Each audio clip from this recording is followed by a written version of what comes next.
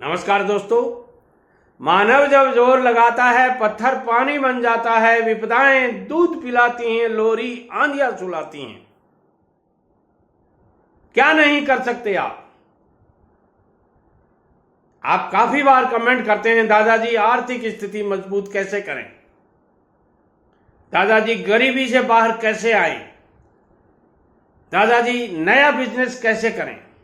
आइए आज मैं कुछ टिप्स आपको ऐसी देता हूं जिनके कारण आप बिजनेस नहीं कर पा रहे। उन टिप्स को फॉलो कीजिए, छोड़िए उनको, लात की मार के भगा दीजिए। मेरे पिताजी कहा करते थे, जब बेटे जमा होते हैं तो बाप की गरीबी को लात मार कर फेंक देते हैं बाप। क्या कमी है आप में? क्यों नहीं कर सकते आप? कौन कहता है नहीं कर सकते? मैं कहता हूं निश्चित रूप से कर पाओगे, बशर्ते कि आप इस वीडियो में जो 3 बातें नेगेटिव हैं वो बताऊंगा और 3 बातें जो पॉजिटिव हैं वो बताऊंगा। आप देखिए कितना मोटिवेट होते हैं आप। सॉरी, गला थोड़ा खराब है इसलिए आपको तकलीफ हुई, डिस्टर्ब हुआ, माफ करना। दोस्तों, बेस्ट बिजनेस आइडियाज आपको यदि देखने हैं तो इस चैनल को सब्सक्राइब कर लीजिए।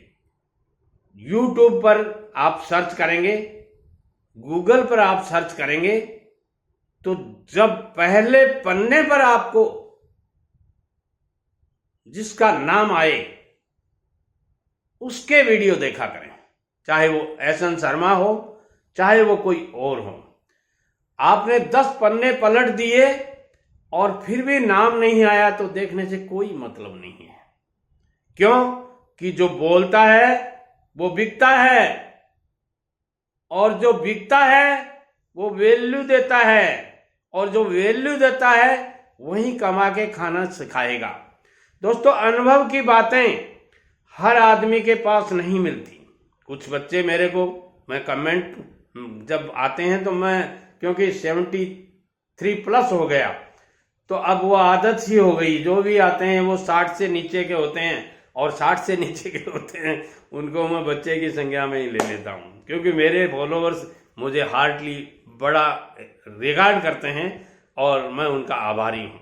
तो कुछ लोगों का कमेंट्स आता है कि दादाजी आप बहुत सी बातें बहुत अच्छी बताते हैं, मगर आपको कैसे पता कि आपने ये बिजनेस किए हैं क्या?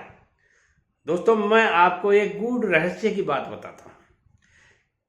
सवाल करता हूं मैं आपसे, क्या शराब के अवगुण जानने के लिए शराब पीना जरूरी है?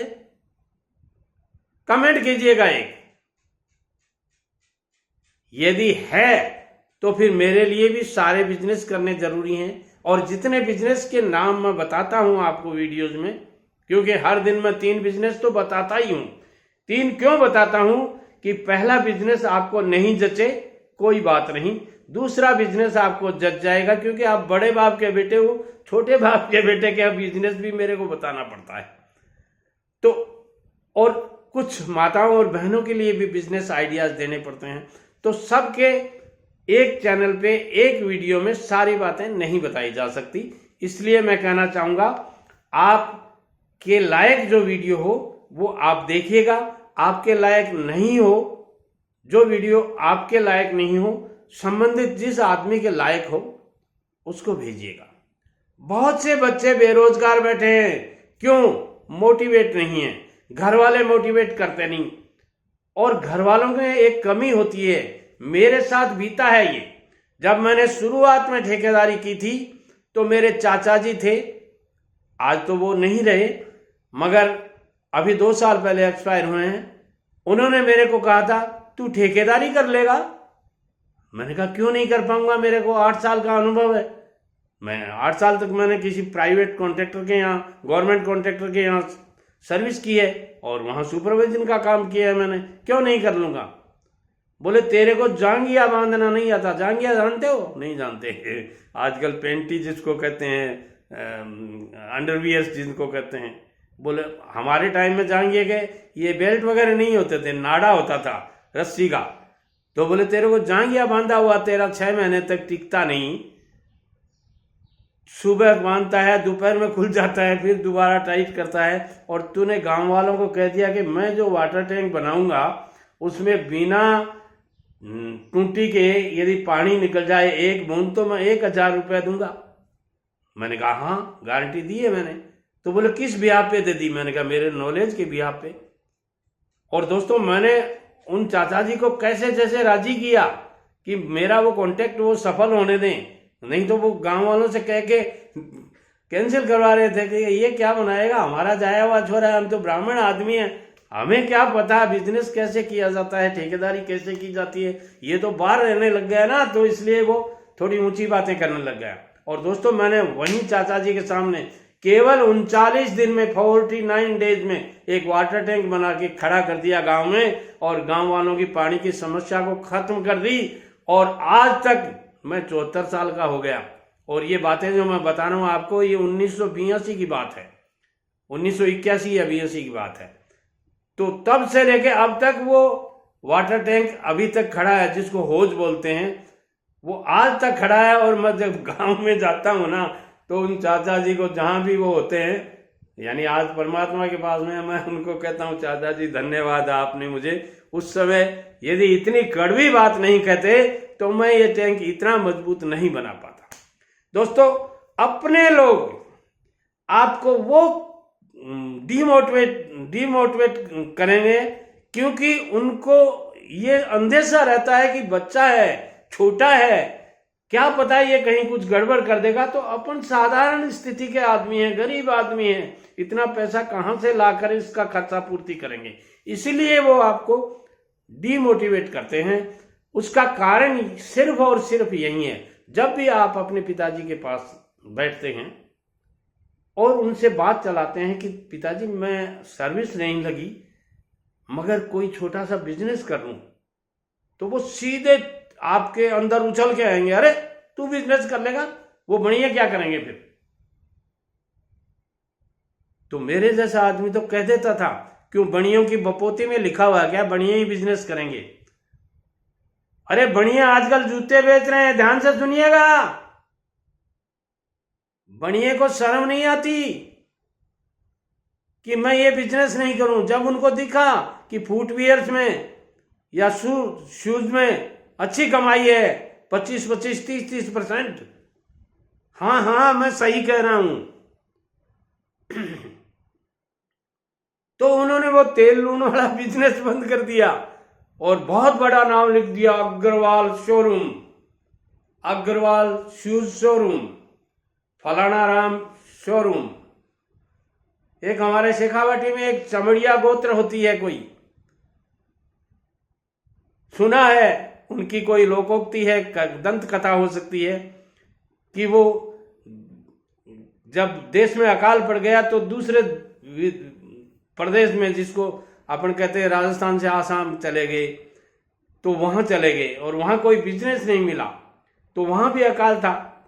तो उन्हें पता चला कि राजस्थान में पशु बहुत मर रहे हैं और पशुओं की चमड़ी है वो कोई काम नहीं आ रही, और उधर कोई काम आ रही थी, कोई फैक्ट्री थी, तो उन्होंने वहां सप्लाई करना शुरू कर दिया। किसका? चमड़ी का बिजनेस, चमड़े का बिजनेस। और एक वहां ब्राह्मण कोई गए हुए थे अपने पूजा पाठ करने के लिए, तो उन्होंने उसको देख लिया, अरे बोले तू बढ़िया का बेटा हो गया, चमड़े का बिजनेस करता है, मैं गांव में जाके कहूंगा।